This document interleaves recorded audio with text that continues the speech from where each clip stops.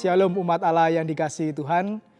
Hari Senin ini kita diajak oleh Yesus untuk menyadari satu hal yang penting dalam hidup kita sebagai orang Katolik.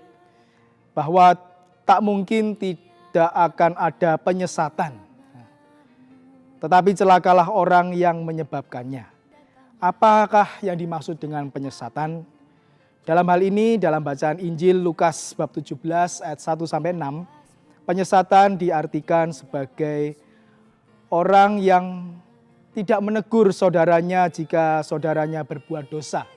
Dengan kata lain, orang yang membiarkan saudaranya berbuat dosa, maka dia termasuk dalam penyesatan itu.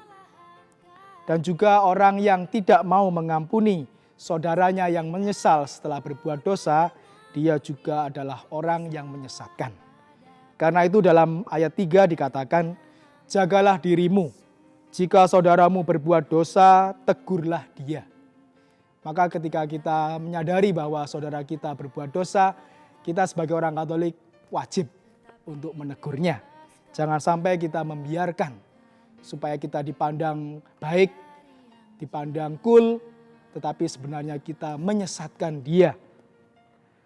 Dan pada ayat berikutnya, bahkan jika ia berbuat dosa terhadapmu 7 kali sehari dan 7 kali ia kembali kepadamu dan berkata, aku menyesal, engkau harus mengampuni dia.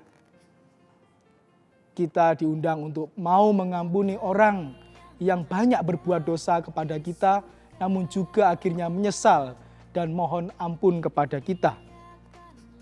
Maka sebagai orang Katolik kita sadar, entah kita sebagai penatua, sebagai romo, ataupun sebagai umat biasa, kita diundang untuk mampu semakin beriman. Dengan kata lain, tahu mana yang menyesatkan dan mana yang tidak menyesatkan. Maka hari ini diharapkan kita hidup tidak bercacat, tidak angkuh, bukan pemberang, bukan peminum, bukan pemarah, tidak serakah, dapat menguasai diri, suka akan yang baik, bijaksana, adil, saleh, berpegang pada perkataan yang benar, yang sesuai dengan ajaran yang sehat, supaya kita sanggup menasihati orang berdasarkan ajaran iman Katolik kita. Maka hari ini jadilah orang yang jauh dari penyesatan, dan kita pun tidak mau menyesatkan orang lain dengan kemunafikan kita. Dan nama Bapa dan Putra dan Roh Kudus. Amin.